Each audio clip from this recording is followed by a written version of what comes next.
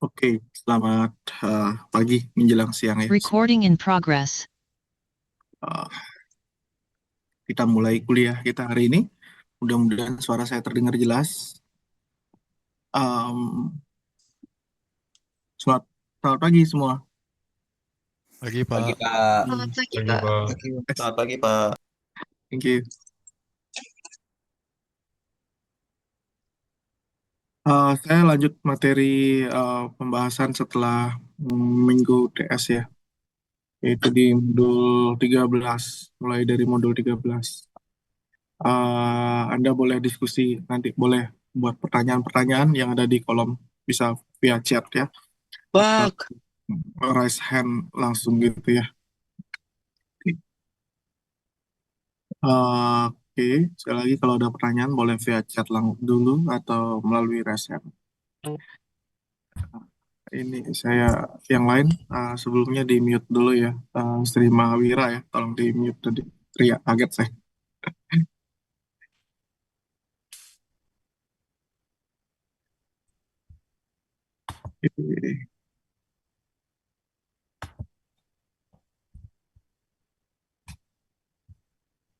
Sambil saya admit orang dulu. Oke.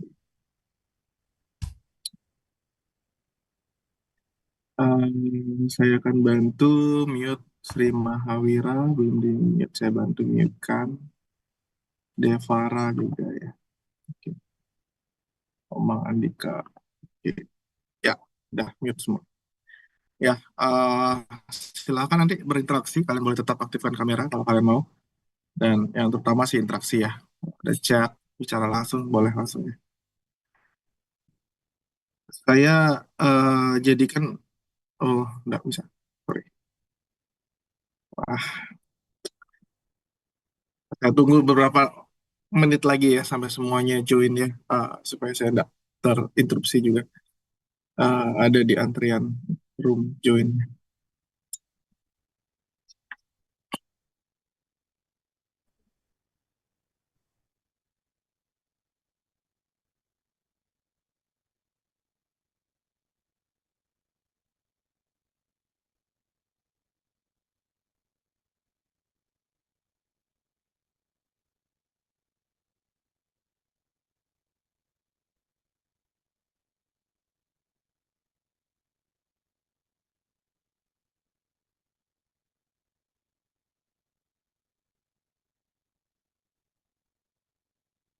Oke, saya mulai saja. Mohon maaf kalau belum join ya, uh, karena saya akan fokus pada materi. Um, Materi di modul 13, kita akan masuk ke dalam, mungkin mulai dari 12 ya, 12 dulu ya. 12 kita akan masuk pada konsep yang disebut sebagai gateway to other network ya. Gateway to others network. Nah, apa apa yang dimaksud sebagai gateway to other networks itu saya kira Anda sudah paham ya, sudah paham semuanya bahwa router adalah sebut sebagai gateway untuk jaringan yang berbeda. Nah, fungsi dari router itu adalah menghubungkan jaringan yang berbeda. Nah, kalau kalian sudah memahami tugas yang kalian buat, Anda juga sudah paham ya, di mana router itu Anda taruh untuk menghubungkan komputer yang ada di LAN dengan komputer lainnya yang ada di LAN yang berbeda, atau dengan router lainnya yang terkoneksi dengan LAN tersebut, LAN yang berbeda tersebut. Nah, di sini misalnya kita memiliki komputer LAN dengan IP address 192.168.1.101 seperti yang ada di sini, dengan subnet 255.255.255.0, ini artinya dia /24. Itu artinya host yang tergabung dalam LAN itu adalah dari IP 1 sampai IP 254. Kemudian dia punya default gateway-nya IP-nya 1.1. Nah, maksud dari default gateway ini adalah IP address dari router yang terhubung ke komputer tersebut, yaitu yang ada di atasnya ini, yaitu DHCP default gateway. Default gateway. Nah, Default gateway ini yang berada dikatakan sebagai perantara jaringan ya, jaringan internet dengan jaringan LAN. Jadi semua jaringan local area network kalau dia mau menghubungin internet dia harus lapor dulu kepada default gateway-nya. Jadi dia harus lewat mana seperti itu kira-kira. Nah, DHCP server, fungsi dari DHCP server itu sebenarnya terpisah dari fungsi dari router. Dalam kali ini DHCP itu adalah memberikan alamat yang otomatis kepada klien yang terhubung ke router tersebut. Ya. Jadi itu fungsi yang berbeda sebenarnya. Meskipun demikian, mereka biasanya dilakukan di satu device gitu ya. Jadi router melakukan itu, tapi bukan fungsi dari sebuah router, tapi sebagai modul tambahan gitu. Mudah-mudahan sudah paham dan saya kira juga sudah paham ya karena tugasnya sudah ke sana juga penjelasannya. Nah, ini lebih detail lagi diberikan contoh ya. Kalau tadi ada sebuah router terkoneksi ke sebuah komputer, sekarang router ini terhubung ke beberapa komputer. Ada 3 komputer di sini. DHCP client 1, 2, dan 3. Nah, DHCP client dia mendapatkan get IP dari router sebagai DHCP server. Nah, DHCP server memiliki IP 192.168.1.1 ya. Jadi seperti halnya router lainnya, sebuah router minimal memiliki 2 buah interface. 2 buah interface. Satu interface terhubung ke local area network, dan interface lainnya terhubung ke jaringan yang berbeda. Apakah itu internet atau itu adalah ISP dan sebagainya. Nah, di sini um, wireless router ini berlaku sebagai DHCP server yang memberikan IP ke kliennya, ke 3 klien ini. Nah, biasanya di router DHCP server itu ada pool address. Pool address itu adalah IP rentang IP yang boleh didistribusikan untuk klien. Ya, umumnya tidak dimulai dari 2 seperti yang mereka lakukan ini, tapi biasanya dilakukan dari Anda bisa konfigurasi itu bisa dimulai dari 10 ataupun 100 gitu ya. Nah, kenapa biasanya orang-orang itu tidak mulai dari 2 walaupun itu bisa dimulai dari 2? Karena biasanya bisa jadi 10 IP pertama itu digunakan untuk IP statik yang ada di jaringan tersebut. Misalnya untuk IP router tadi sudah, ataupun IP seperti IP access point, misalnya di beberapa jaringan Anda, perusahaan Anda, ya, organisasi Anda itu ada beberapa perangkat-perangkat seperti sebuah router, beberapa access point, atau beberapa switch yang manageable, sehingga mereka memiliki IP untuk dikontrol, di manage. Nah, itu mereka akan diberikan IP statik, sehingga Anda bisa remote dengan IP yang tetap. Sedangkan kalau IP DHCP, IP dynamic, eh, IP-nya mungkin akan berganti-ganti, sehingga tidak cocok untuk device perangkat yang tetap seperti access point, switch, dan router itu. Ya, itu alasan kenapa beberapa perangkat atau beberapa administrator itu buat pool address untuk DHCP-nya nggak mulai dari 2 atau dimulai dari 10 ataupun 100, itu tergantung kebutuhan kita. Nah, dari ketiga klien ini semua merujuk pada default gateway yang sama, yaitu IP 1 ya, karena ketiga klien ini terhubung ke wireless router yang sama, sebuah wireless router ya. Apakah mungkin ada sebuah klien terhubung ke lebih dari satu router? Apakah mungkin?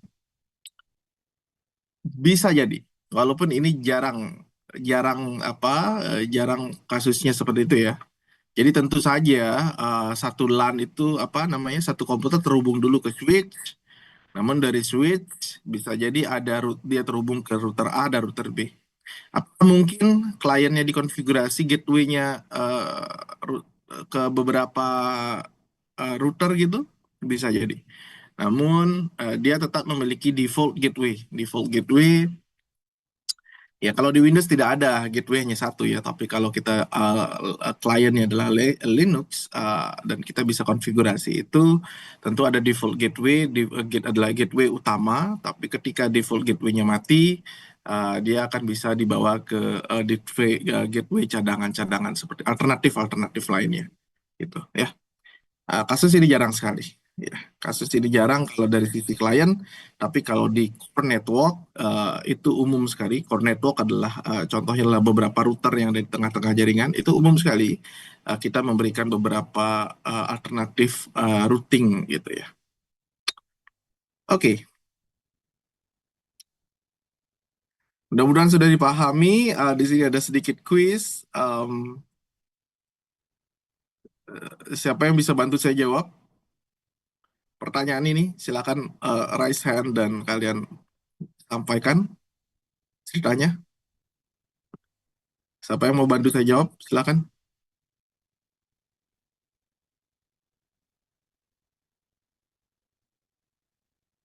Ada tidak? Tidak ada. Baik. Kalau tidak ada, saya skip dan saya lanjut pada sub materi berikutnya, yaitu di Network Address Translations. Nah, sayang sekali tidak ada materi di sini, tapi dapat saya jelaskan, Network Address Translations ini digunakan pada masa di mana kita masih menggunakan IP versi 4, yang mana IP versi 4 itu sangat terbatas jumlahnya. Kemudian oleh karena itu kita mengenal yang namanya konsep IP public dan IP private. IP public itu dikenal untuk terkoneksi ke jaringan internet, tapi sangat terbatas jumlahnya. Oleh karena itu organisasi yang memiliki ratusan atau ribuan komputer tentu tidak akan efektif jika dia harus menyediakan 1.000 IP public. Oleh karena itu dia cukup menggunakan satu IP public dan 1.000 komputer klien itu menggunakan IP private. Dan IP private itu tidak dapat berkomunikasi ke jaringan internet kalau dia tidak punya IP public, karena identifier alamat dalam komunikasi di internet adalah IP public. Oleh karena itu ada teknik untuk membungkus IP private itu menjadi IP public. Maka itu dibutuhkan sebuah IP public minimal untuk bisa terkoneksi ke internet. Konsep pembungkusan inilah disebut sebagai network address translations, ya. Singkat ceritanya seperti itu. Mekanismenya tentu akan mudah sekali kalau dia keluar.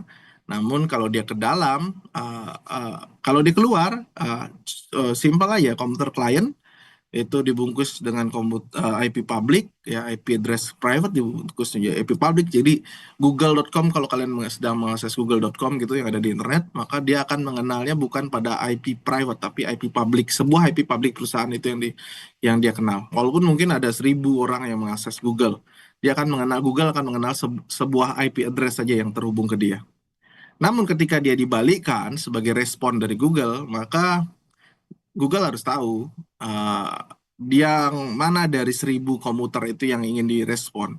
Karena kembali lagi dia hanya mengenal sebuah IP public. Nah, router yang ada di lokal inilah yang akan mapping dia ada di komputer mana. Oleh karena itu harus ada dua identifier di sini. Ada satu IP public dan satunya adalah port address. Ya, port address ini bukan port addressnya alamat proses, tapi port address sebagai mapping antara client IP address dengan port. Jadi IP dan port itu menandakan client private, IP address private-nya yang mana. Kira-kira kayak gitu. Ada mekanisme mapping kayak gitu yang buat komunikasinya bisa berlangsung. Karena secara lokal dia tahu, tapi internet dia nggak tahu tuh dari 1.000 IP itu IP yang mana sebenarnya mau dibalas. Karena dia cuma kenalnya sebuah IP public. Ya, mudah-mudahan bisa dipahami. Kalau kalian mau lihat detailnya, lihat langsung di video itu.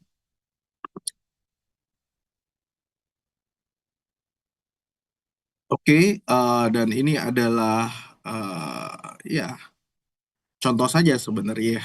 Hanya diberikan contoh-contoh dan soal aja ya. Jadi Webster Reflections Questions. Ya. Apa nih? Kita mulai, kita masih di IP versi 4 Dress, tapi akan segera berpindah sana ya.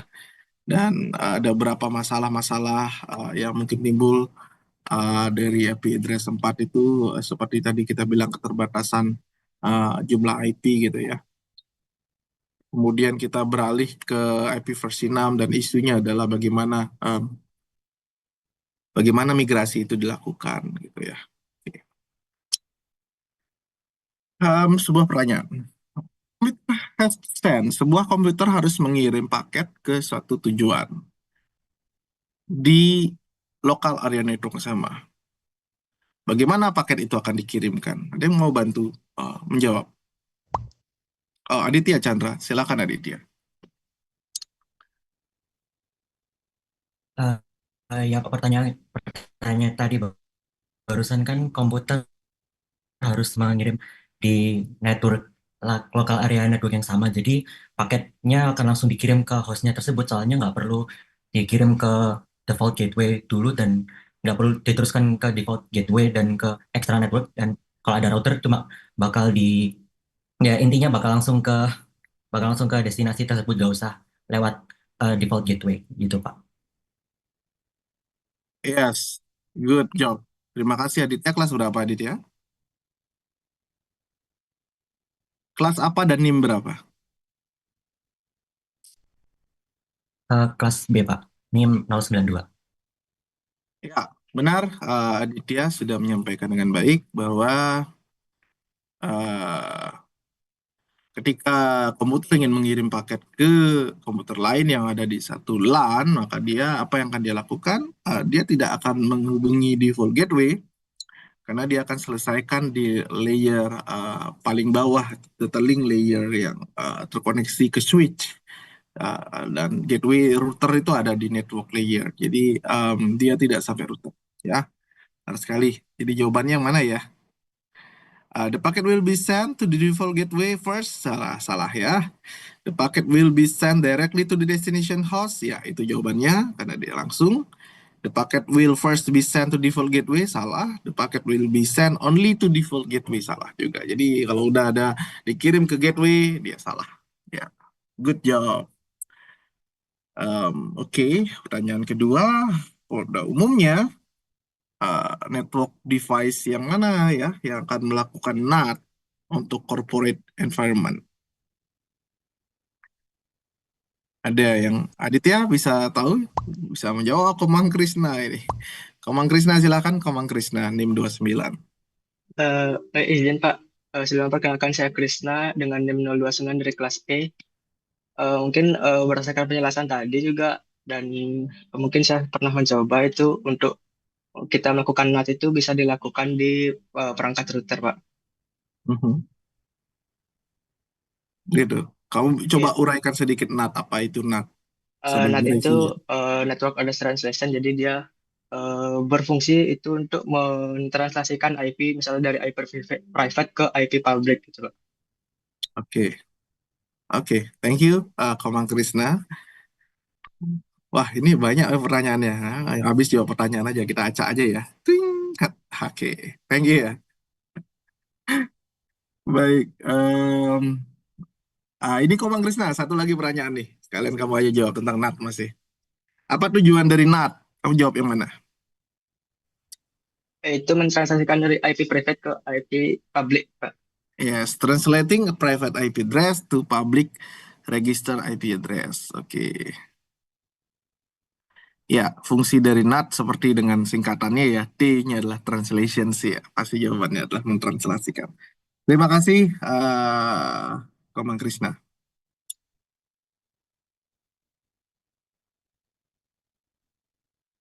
Oh, pertanyaannya gampang-gampang nih.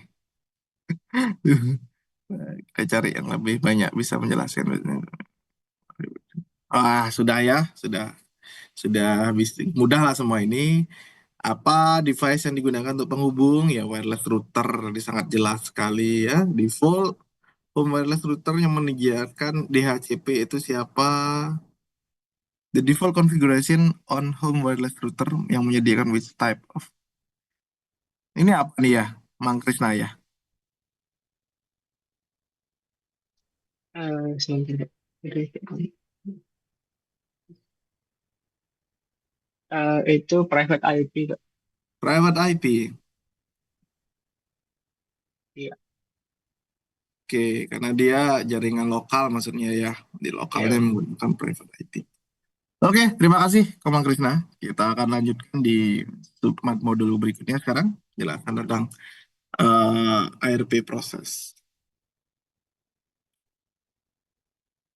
Oke, di ARP proses ini kita akan turun. Kalau tadi kita ada di network layer, sekarang kita turun ke data link layer, di mana tempatnya ARP, ya, ARP atau sebenarnya ARP ini protokol ya, untuk pengalamatan alamat fisik MAC address ya.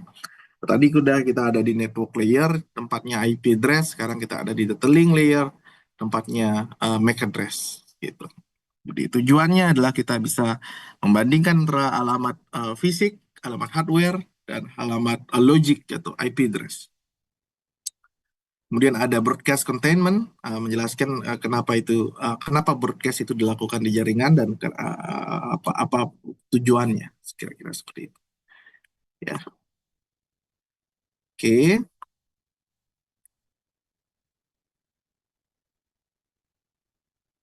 Nah, tadi ada pertanyaan, apa yang akan dilakukan ketika sebuah source, sebuah komputer ingin berhubungan dengan komputer lain di dalam LAN? Dibantu dengan teman yang tadi sudah menjawab bahwa dia akan berkomunikasi secara langsung ke komputer tujuan itu, ya. Jadi tidak melewati default gateway. Pertanyaannya adalah bagaimana dia tahu bahwa komputer yang ingin dituju itu ada di salah satu port, ada di salah satu nomor port yang ada di dalam switch, ya.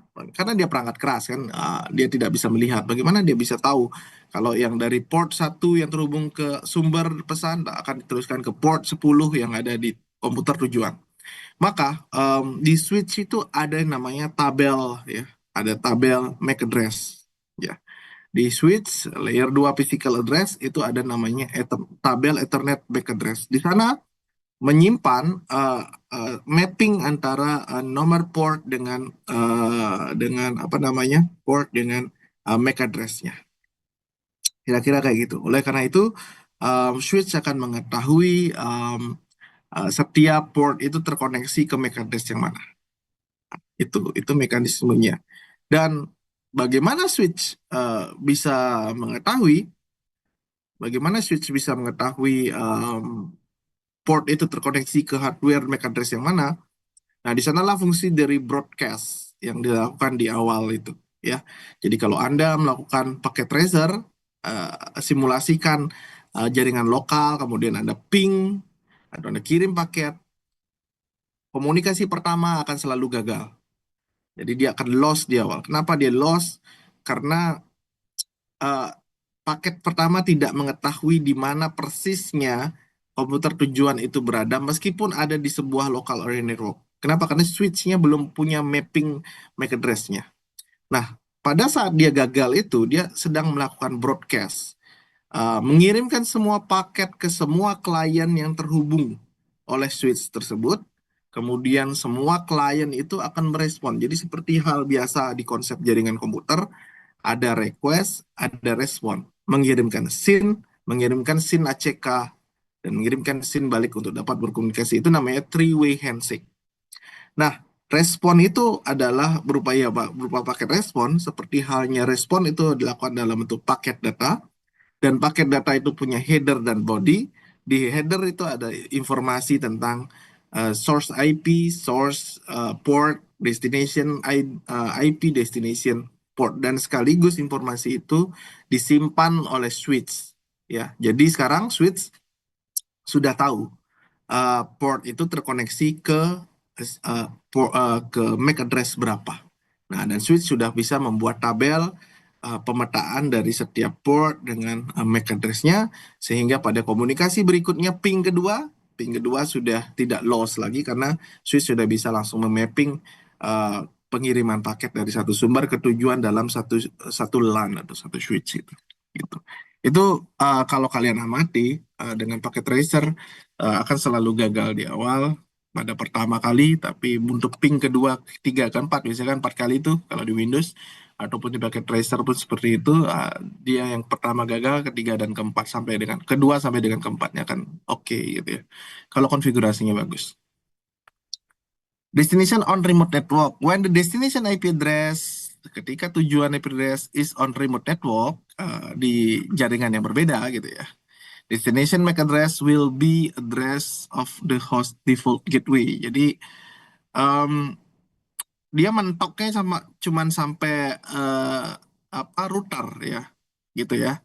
Jadi yang itu maksudnya itu kalau ada klien, ya dia nggak akan diteruskan lewat dari router, dia akan hanya ada di dalam router ini aja. Karena tadi fungsinya router itu ada di layer ketiga, di network layer ya, di network layer. Jadi yang diteruskan ya adalah IP, bukan mapping dari MAC address yang ada di lokal ada di networknya gitu. Yes. Oke, gitu ya. Kalau di layer network ada source IP, destination IP, ya. Seperti halnya kalau di tabel ini tuh ada destination MAC-nya BBBB. Ini contoh aja ya, contoh aja. Itu adalah MAC address-nya router, ya. Destination source-nya adalah uh, C1, yaitu MAC address AAA ini. Kemudian source IP-nya ada 192, destination IP-nya adalah 10 sekian sekian. Ya. Itu hanya contoh, meskipun ini kurang pas ya, kurang pas karena harusnya destination IP-nya itu memiliki net subnet yang sama ya, karena dia destination apa namanya IP berada pada port yang terhubung ke local area network, seharusnya dia ada di satu subnet, mungkin 192.168.10.1 mungkin IP-nya harusnya seperti itu. Kecuali dia di Ethernet yang CCCC itu ya, itu baru bisa subnet yang berbeda. Pada contoh itu ya. Ya ini sekali lagi hanya contoh mapping saja. Nah ini sama juga ini ya. Jadi ada komunikasi antara PC1 to router, ada komunikasi antara router 1 ke router 2 dan router 2 ke PC2. Jadi kalau router 1 router 2 maka mappingnya adalah MAC address-nya router 1 dengan MAC address router 2 dan gitu juga dengan IP address-nya gitu ya. Jadi bisa dibilang di sini adalah router router ini dianggap sebagai sebuah PC, dianggap sebagai sebuah PC bagi switch. Jadi di switch ini kalau ada dua komputer kayak gini kan dia akan lihat, oh Ethernet 0, Ethernet 1 itu adalah router, dia akan catat MAC address-nya BBBB gitu ya. Kemudian di port 2 itu adalah PC1 dengan MAC address A.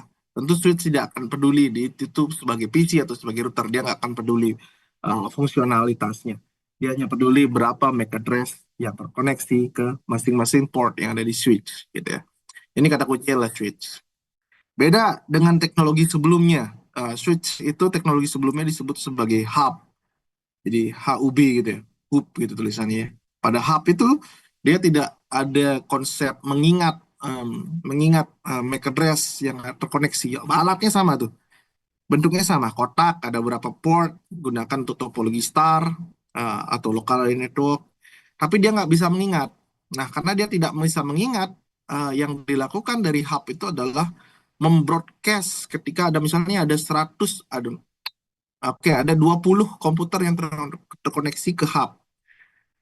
Kalau ada komputer satu ingin berkomunikasi ke komputer 10, maka switch itu akan membroadcast ke 19 komputer lainnya. Gitu. Itu bedanya dengan switch. Kalau switch kan dia punya tabel MAC address tuh. Jadi kalau satu ingin komunikasi ke 10, untuk pertama kali dia broadcast ke semuanya karena dia nggak tahu tuh MAC address-nya, mapping-nya. Tapi untuk yang kedua, ketiga, dan seterusnya, dia hanya perlu mengirimkan ke destination host yang dituju gitu.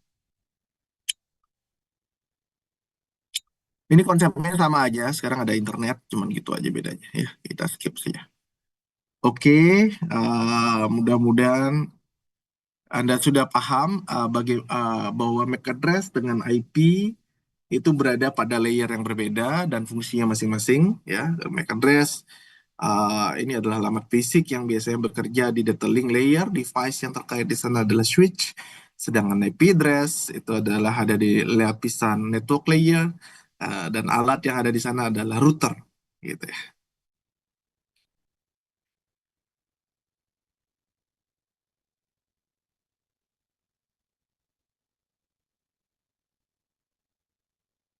Uh, Coba kita lihat videonya 1 menit aja ya.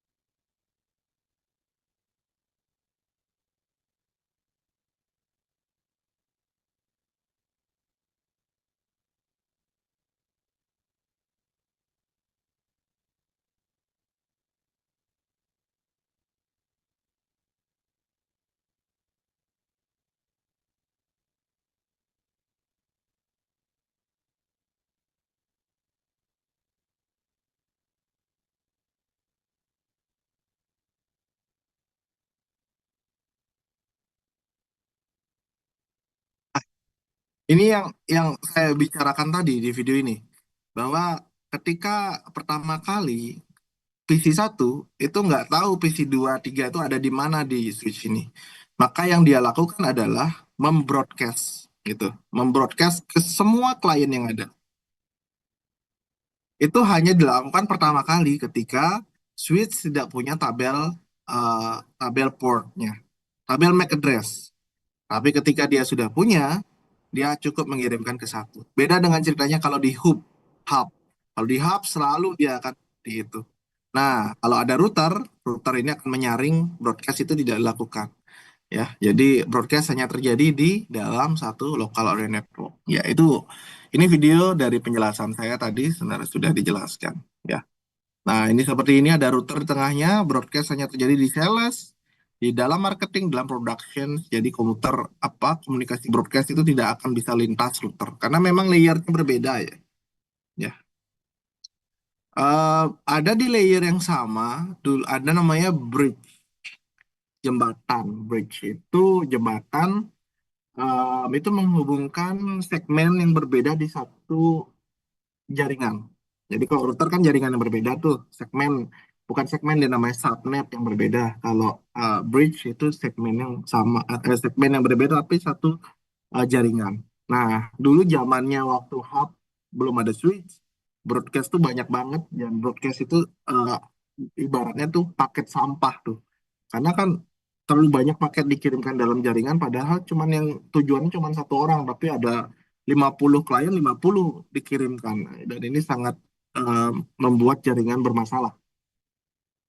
Oleh karena itu dibagilah 50 ini menjadi 20 25 misalnya. Nah, tapi kan masih satu LAN supaya tidak banyak broadcast saja supaya sebagai filter tuh kamu nggak usah sampai ngirim 50 25 aja, atau kalau mau dibagi 10 10 ada 10 segmen jadinya, dan cara membagi itu pakai bridge gitu ya. Nah, ketika ada switch, bridge ini udah nggak banyak lagi orang pakai, tapi masih dipakai untuk implementasi proxy. Jadi kalau kalian pernah dengar konsep proxy, transparent proxy, itu masih menggunakan bridge ya. Jadi dia ada di satu jaringan tapi nggak kelihatan gitu. Sama dengan bridge, dia adalah satu device tapi nggak ketahuan sama kliennya, nggak peduli kliennya itu. Karena yang ditahuin itu router, tapi router bisa jadi ada di sebelahnya. Nah, konsep kayak gitu digunakan oleh proxy sehingga proxy bisa menganalisis semua paket data yang lewat ke dirinya gitu. Dan semua klien pasti lewat ke dirinya. Traffic pasti lewat ke dirinya. Bisa jadi hanya sekadar untuk menyimpan sementara sehingga komunikasi performanya lebih bagus, atau bisa jadi dia digunakan untuk proxy untuk memfilter ini paket data boleh masuk atau boleh keluar nggak. Misalnya ya katakannya proxy digunakan untuk memfilter situs porno misalnya. Proxy bisa lakukan itu karena dia analisis konten. Tapi kalau router nggak bisa melakukan itu karena dia nggak tahu tuh kontennya apa. Yang dia tahu router hanya IP address. Tapi kita bisa blocking di sisi network layer dengan IP address yang boleh masuk, yang boleh keluar atau enggak gitu. Tapi tentu bukan router yang melakukan itu. Yang melakukan itu disebut sebagai firewall gitu ya. Oke, nanti lagi kita cerita tentang pengembangan jaringan di mata kuliah yang berbeda. Yes, mapping itu tadi sudah, kemudian ARP, tadi konsepnya juga sudah dijelasin tuh di introduction, adalah ARP ini protokol untuk mendistribusikan MAC address-nya ya.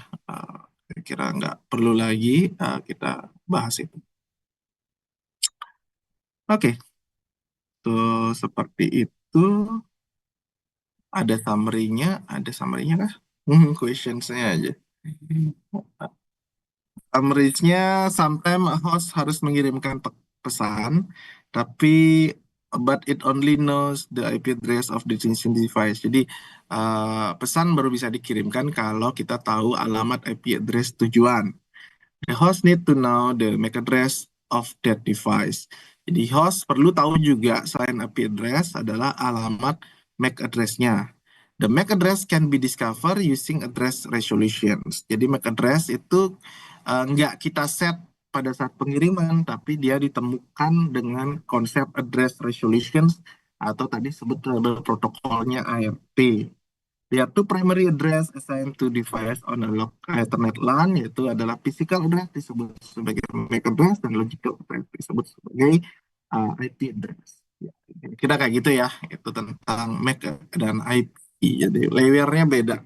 Physical address itu adalah MAC address dan logical address adalah IP address, dan dua ini harus diketahui untuk bisa saling berkomunikasi. Nah, MAC address itu terdiri dari 48 bit address ya yang dituliskan dalam heksadesimal ya. Dari heksadesimal itu dari 0 sampai dengan F gitu ya. Oke, saya kira itu, dan fungsi dari mekanisme transmisi, distribusi MAC address itu disebut sebagai protokol ARP. Ya, di konsep keamanan pun ini adalah salah satu potensi keamanan. Serangannya disebut sebagai ARP poisoning. Mungkin nanti kita yang suka belajar di keamanan, kalian boleh baca-baca lagi di sisi keamanan ya. Tapi dari sisi jaringan komputer komunikasi datanya, bahwa ARP ini ya protokol untuk berkomunikasi, untuk mendistribusikan MAC address. MAC address itu adalah alamat fisik yang sangat dibutuhkan selain dari IP address untuk bisa saling berkomunikasi. Gitu ya. Oke, kita sudah bahas 2 modul cepat sekali. Nggak terlalu banyak ternyata materinya di satu modul ya. Ternyata ini modul yang versi baru ya, versi sebelumnya mungkin lebih padat lagi. Ya, nggak apa-apa, tapi sedikit ini sudah cukup kalau kalian benar-benar paham tentang materinya.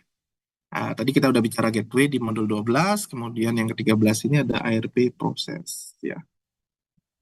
Sekarang modul terakhir di hari ini, sebelum checkpoint exam ya, ada checkpoint exam setelah ini, kita masuk ke dalam routing between network. Jadi konsep routing ya sedikit saja.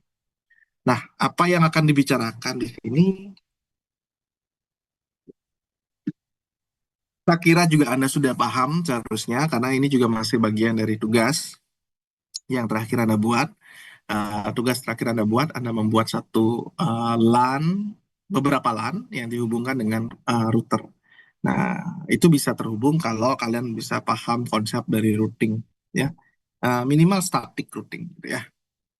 Nah, yang dipelajari dalam modul ini adalah explain kebutuhan dari routing, dan kemudian explain how router use tables, jadi tabel routing maksudnya ya. Dan yang berikutnya adalah membangun fully connected network. Dan itu sudah Anda lakukan.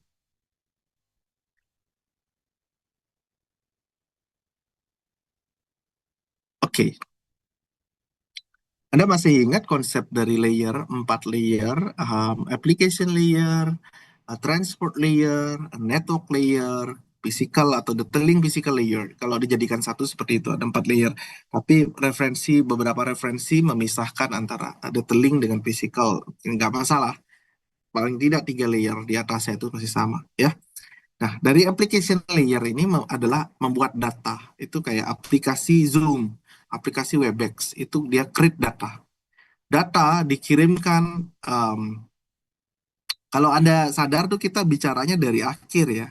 Tapi saya akan jelaskan layernya dari atas application tadi. Zoom ini meng-create data audio video sekarang kita lakukan ini. Nah, dia dikirimkan ke kurir, ke protokol yang bertugas dalam pengiriman. Namanya di lapisan transport layer. Transport layer ini contohnya TCP UDP. Oke, ada di modul berikutnya setelah ini. Kemudian TCP UDP ini pilihan. Kalian mau pakai TCP apa UDP? Kalau TCP kalian akan dapat layanan yang handal, artinya paket akan dikirimkan dengan kualitas tinggi, tidak ada kerusakan. Tapi kalau UDP, paket akan dikirimkan dengan kecepatan tinggi, ya, gitu ya. Walaupun tidak ada jaminan terjadi kerusakan atau tidak dari sisi penerimanya. Nah, itu pilihan. Oke, setelah kita menggunakan TCP, kemudian turun ke bawahnya adalah lapisan network layer. Lapisan network layer ini memastikan paketnya nyampe ke tujuan. Jadi tugas dia adalah melalui rute mana dia untuk mencapai tujuan. Nah, itu perutean atau routing. Itu yang sedang kita bicarakan di modul ini. Dan di lapisan keempat, yaitu data link layer atau physical layer, itu fungsinya untuk meneruskan dia ke media fisik, media kabel atau media wireless. Dan berikutnya apa? Nah, transmisinya melalui gelombang elektromagnetik atau menggunakan cahaya. Apa yang mengkonversi dia? Nah, itu yang dibicarakan di layer terakhir. Nah, setiap turun layer ada penambahan informasi. Dari application tambah ke transport layer berarti nambah protokol apa dia. Portnya apa? Karena port adalah alamat proses ya. Anda udah tahu tadi IP address, alamat logic, MAC address, alamat fisik, kemudian ada port sebagai alamat proses. Ada tambahan alamat proses, sumber alamat proses tujuan. Turun layer berikutnya, network layer, ada alamat logic.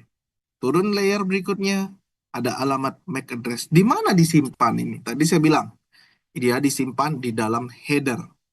Jadi ada penambahan informasi di bagian header dari paket itu. PDU ya, paket data unit. Ada nambah informasi di header, nambah informasi di header. Dengan kata lain, setiap turun layer semakin gede kepalanya. Karena informasinya makin banyak gitu ya. Dan proses menambahkan informasi, proses pembungkusan informasi ini yang disebut sebagai enkapsulasi itu. Ya, enkapsulasi. Jadi seperti itu. Sehingga sekarang kita punya sebuah paket yang isinya destination MAC address, source IP address, destination IP address, dan data. Data. Ya. Data ini udah bodinya ya. Ya, kira-kira kayak gitu konsep dari ini baru data aja. Nah,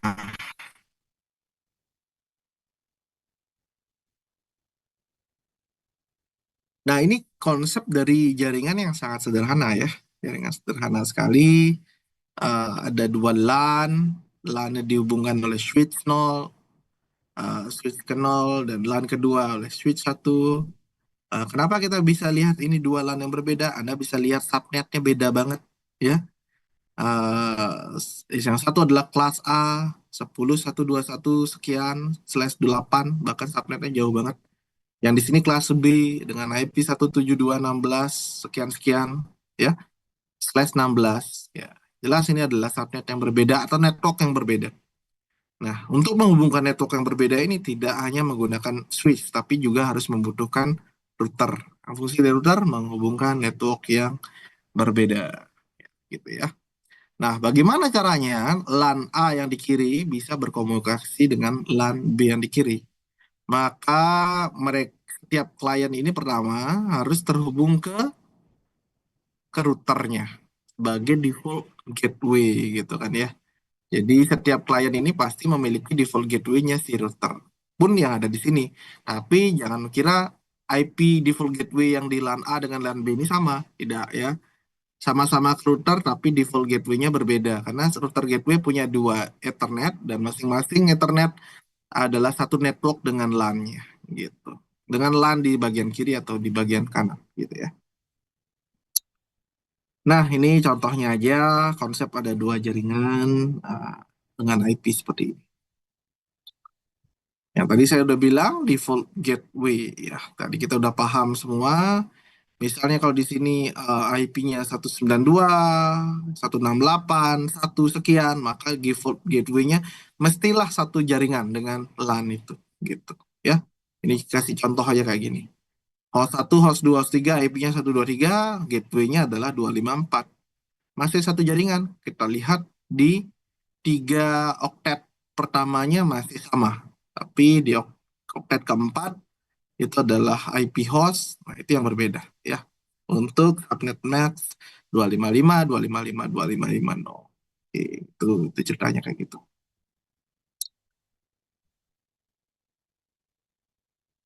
Oke.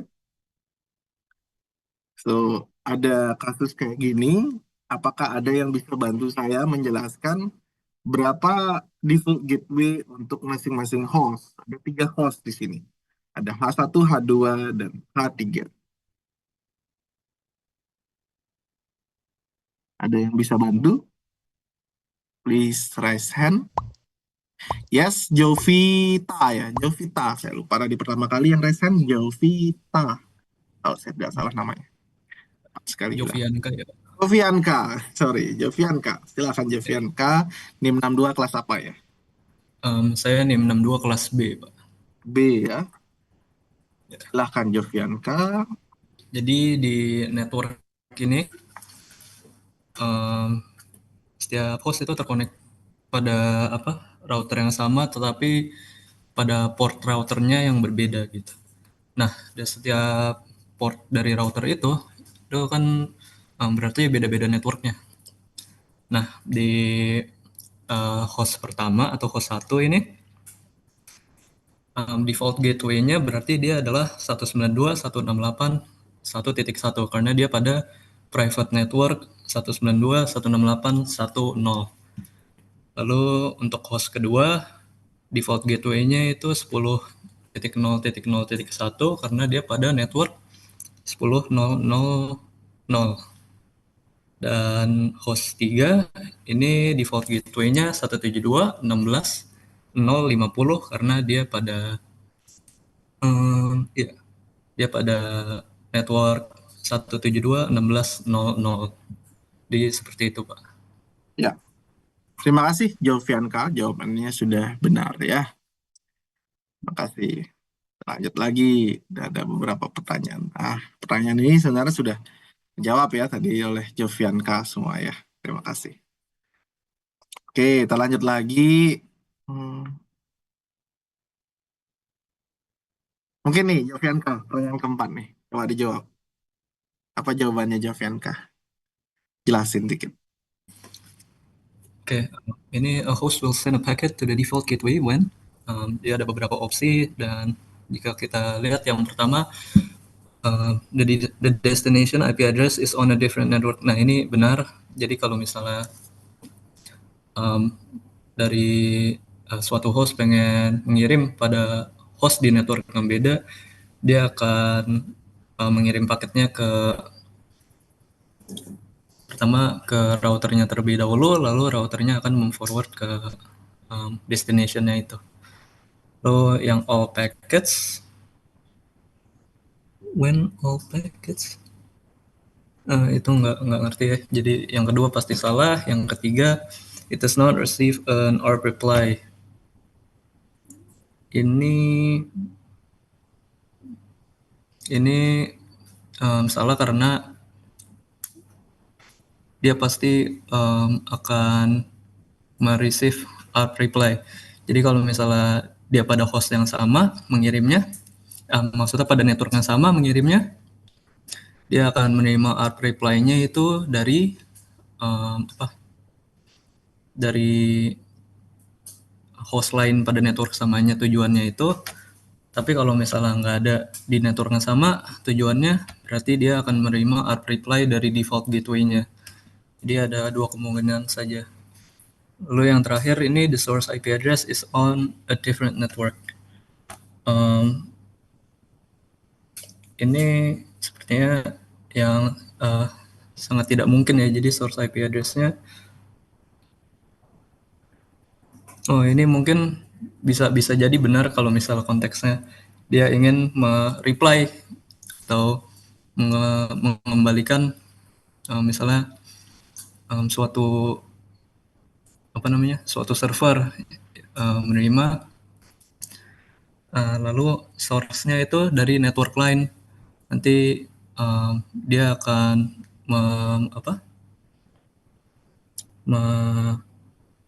menukar source dengan destination-nya lalu dikirim ke default gateway dan default gateway akan mengembalikan ke ininya, ke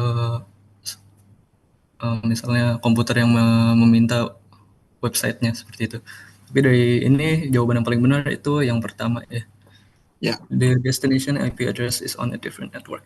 Oke, thank you Jovianka. Jawabannya benar, tapi penjelasannya salah. Gini maksudnya ya. Tapi ya itu interpretasi. Tapi syukurnya jawabannya benar. Wah, host tuh kapan sih dia ngirim ke default gateway? Ketika tujuannya berada di jaringan yang berbeda. Nah, itu kan kebalikan dari jawaban keempat. The source IP address is on a different network. Tadi Jovianka bisa bilang, bisa jadi benar, bisa jadi salah. Jelas, pasti salah. Kenapa? Karena a host itu adalah the source IP address-nya. Jadi host dan source IP address itu adalah objek yang sama, tidak mungkin berada pada tempat yang berbeda. Jadi itu tidak mungkin terjadi. Itu benar, Jovianka. Tapi bisa jadi benar, bisa jadi salah. Tidak benar, karena pasti selalu salah, karena tidak mungkin terjadi itu. The source IP address itu adalah IP address-nya host. Nah, dia ada di satu jaringan, dan penting destination-nya apakah di jaringan yang sama atau di berbeda, dan dia hanya melewati default gateway kalau dia berbeda. Oleh karena itu memang benar jawabannya A. Apakah all packets, apakah semua paket itu akan melewati default gateway? Tidak. Penjelasannya apa? Tadi sudah dijelaskan. Kalau yang dituju adalah komputer di dalam jaringan, paket-paket tersebut tidak akan melewati default gateway. Jadi tidak benar semua paket melewati default gateway. Hanya yang paket menuju jaringan berbeda. It doesn't receive an ARP replay? Tidak juga. Karena itu bukan urusannya router. ARP replay itu adalah tujuan fungsinya dari switch.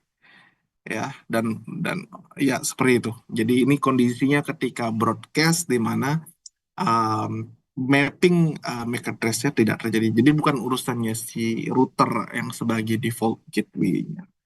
Nah, di sana tadi kita belajar, saya menambahkan konsep layer di jaringan supaya kita bisa lebih paham lagi router dan switch itu ada di layer yang berbeda.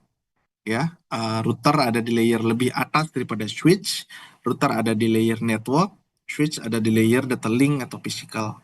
Dan kita kalau ke layer atas itu berarti beda di layer jaringan, di layer router yang kita gunakan adalah IP address.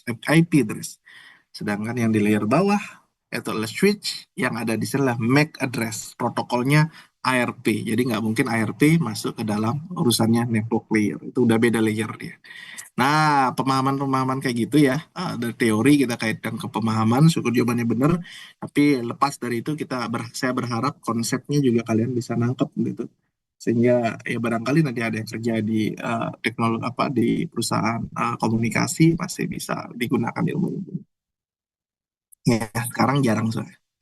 Teman-teman yang tertarik di sana padahal pangsa kerjanya juga lumayan besar ya. ISP itu banyak banget di Bali. Jadi ya tentu kalian tidak akan nargetin sebagai teknisi yang masang-masang router ke klien, bukan itu output kita. Output kita ya sebagai network engineer yang mengelola jaringannya itu. Saya kira itu penting juga, menarik juga. Apa namanya? Ya itu bagus lah. Oke, itu 3 modul ya, atau 4 modul udah kita bahas barusan. Ada gateway to other networks, modul 12, modul 13, dan modul 14 ya. Selanjutnya ada checkpoint exam yang Anda mulai kerjakan, mungkin sudah semua juga mengerjakan saya kira. Checkpoint exam ada 2 checkpoint exam setelah UTS. Jangan lagi ada salah paham yang terjadi. Itu sudah jelas semua due date-nya ada 21 Desember. Jadi jangan masih panjang, tapi jangan menunggu H-1 gitu ya. Ada yang sudah mengerjakan sampai final, bahkan kemarin bocor itu ya. Sudah ngerjain ya, padahal dibilang jangan ngerjain dulu ya. Udah nggak apa-apa kalau udah dikerjakan. Saya kira itu. Kemudian sebelum nanti saya meminta ada yang mereview apa yang kita diskusikan hari ini, saya ingin kalian selain baca dari modul yang sangat terbatas ini, kalian mulai belajar tentang tentang sistem operasi Linux.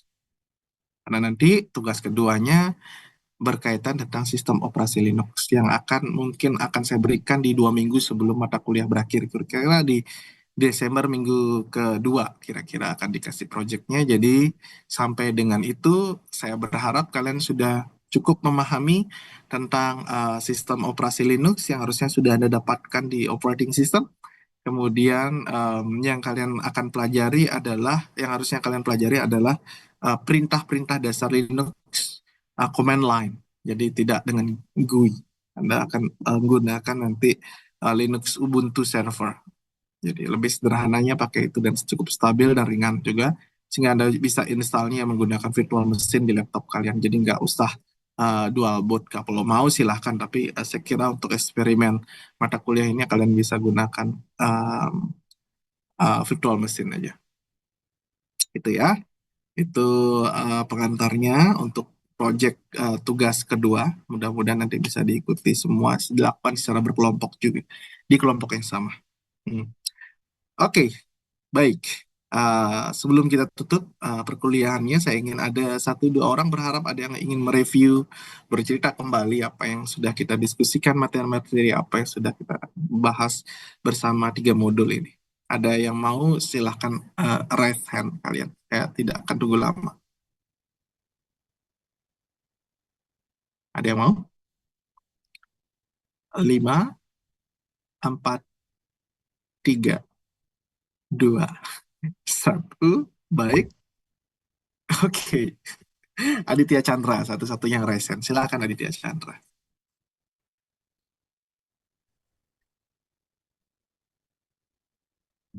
Baik, izin merecap yang tadi sudah kita pelajari menurut pemahaman saya. Jadi yang pertama tadi ada modul Gateway to Other Network, di mana kita tadi mempelajari NAT atau Network Address Translation, dan gateways yang memungkinkan suatu LAN menerima pesan dari wide area network atau local area network di luar jaringan lokal. Dan tadi juga secara singkat mempelajari tentang default gateways atau pada dasarnya sebuah cara traffic untuk meninggalkan local area network dan untuk diteruskan ke network lain. Jadi tadi dibahas dan juga diperjelas tadi di mana tata letak dari default gateway di dalam sebuah diagram, dan di mana default gateway itu merupakan perangkat interface router yang traffic bakal dijumpai pertama kali.